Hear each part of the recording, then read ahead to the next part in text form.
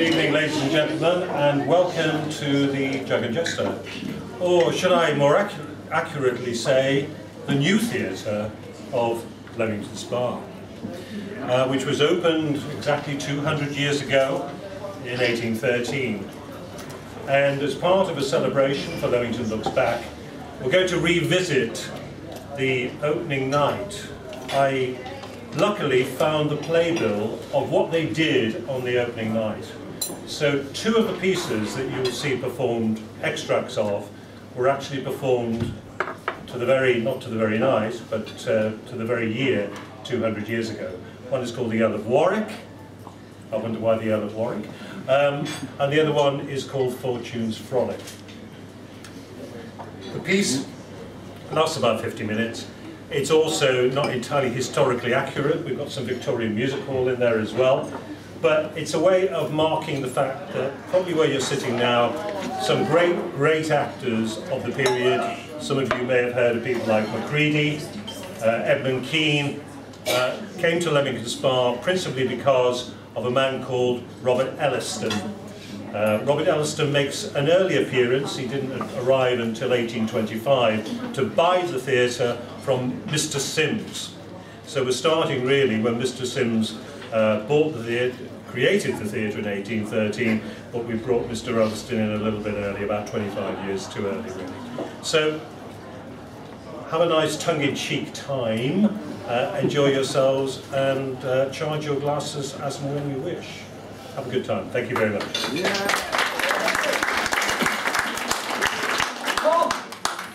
Tom! Where is Tom? Tom! Oh, for goodness sake, Tom! What? Oh, there you are. Have you got it? Got what? It's the opening speech, you fool. If Sims isn't here to do it, you had better read in. Me? What? We have to get this rehearsal started. Can't wait for Sims any longer. Look at the time. Here we are, opening night, rehearsing for the first theatre in the history of Leamington Spa, and the owner is late, bloody late. The late owner, is he dead then? Are you trying to be funny? Really, are you trying to be funny? What I mean is that we're running way behind. Well, okay, then I'll get on and read it, shall I? Get on with it. Fine, okay, I see. I can't really see. Has anyone got any glasses? I mean, good, fine, good. I mean, it's not good really, is it? It's not very good at all. Anyway, here goes. J. Sims has the honour of announcing to the nobility and gentry of Leamington and its vicinity that the new theatre will be open for a short period during the present season. No, give it to me. Pathetic. It will be his study to provide actors of merit and respectability using their earnest endeavours to provide rational and interesting pieces for your entertainment. The theatre... Ah, there you are. Have we started already? Well, you haven't, but we have. There you are, get on with it. We haven't got all day. Right, okay.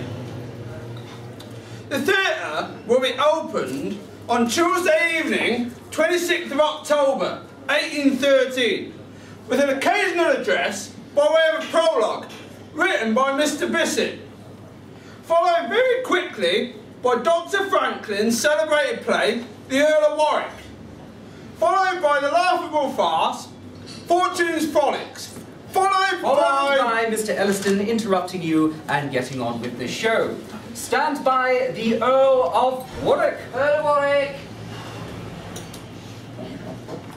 Thanks, gracious heaven! My royal mistress smiles! Unusual gladness sparkles in her eye and bids me welcome and stranger joy to this new mansion. Yes, my faithful Clifford. Fortune is weary of oppressing me. Through my dark cloud of grief, a cheerful ray of light breaks forth and gilds the whole horizon. Henry in chains and Edward on the throne of Lancaster, thyself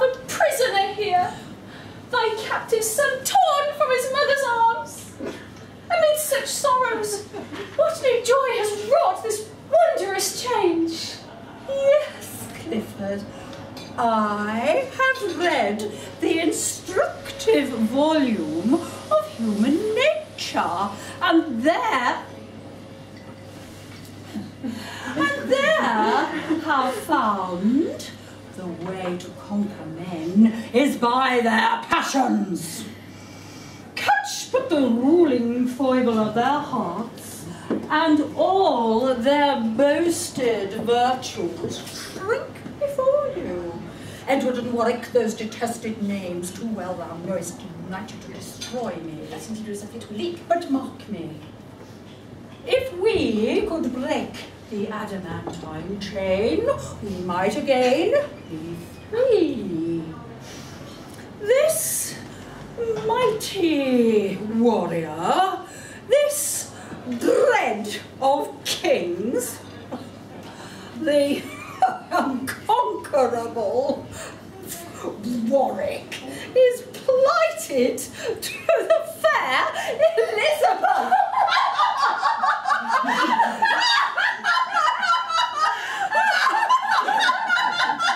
Let's see. The king approaches. This way he passes from the council mark. Oh, sorry, Mr. Ellison, shall I do that again? Yes, Mrs. Cooney, please do it. But see, the king approaches. This way he passes from the council. Mark his downcast eye. He is a stricken deer. The arrow's in his side. He cannot escape. We'll meet and speak with him. But what mean you, madam?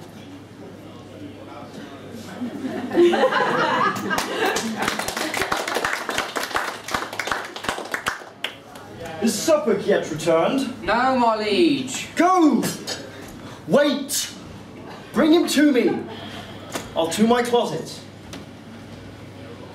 Pardon me, fair maiden. Saw you not.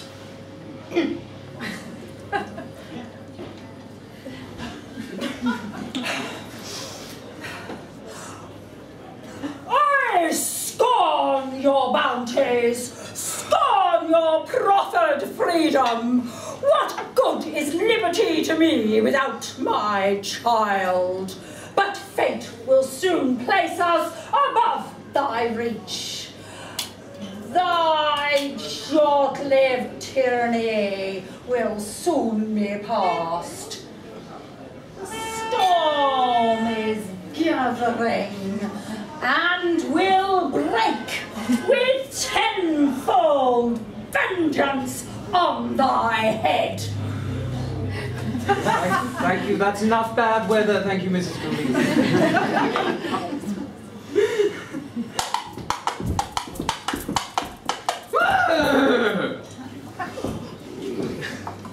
Is Suffolk yet returned? My liege! The Earl of Warwick has arrived! Go away.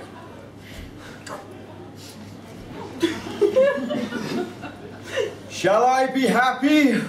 Oh, I'm on the rack of expectation. My liege! The Earl of Warwick has arrived!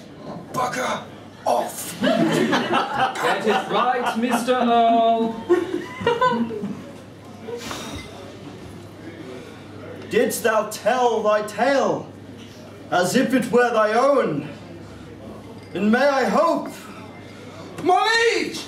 The Earl of Warwick has actually arrived! Ha! Who? When? Where?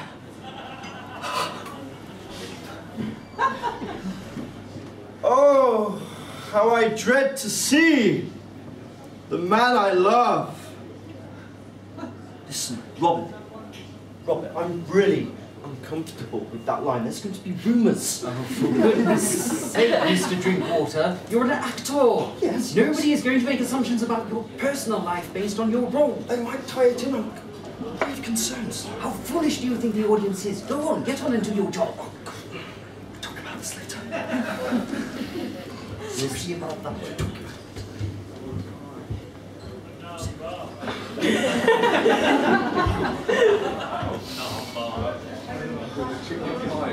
Oh, how I dread to see the man I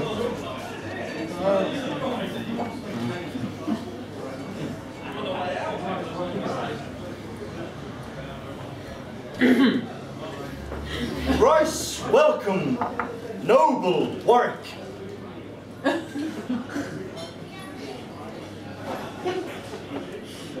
Thrice welcome, noble Warwick.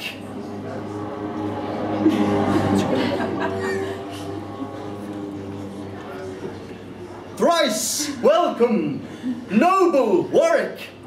Welcome to all. You've had, my lord, I fear, an arduous task, which very few could execute. But Warwick, in the council, and the field,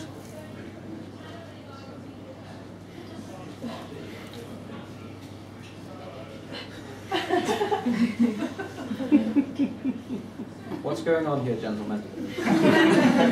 alike distinguished, alike successful. The honour, sir, is mine. My cause your own. Who sent me and whose image did I bear? The image of a great and noble king, or of a weak and wavering boy? Henceforth, choose from this herd of foaming sycophants some needy slave for your mock embassy, to do the work of fair England. Henceforth, expect from injured France deep resentment and broken faith for enmity eternal. Lord Warwick, keep in narrower bounds that proud, impetuous temper. There are private reasons. I shall impart them to you later. Meanwhile, if you have friendship, love, or duty, no more of Bona. I'm determined. So, 'tis well, 'tis well. I've expected it. I've borne this callow eagle on my wing, and now he spurns me from him. Oh, how cruel is that wound when it's inflicted by the hand we love. What's this? The captive queen. If she has aught to ask of me, because I'm helpless now.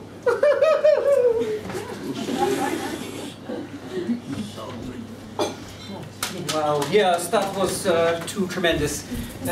Just a few tweaks here and there, maybe when it's in full costume. Tom, what's next? It's the song sequence, Mr. Instance. Proceed.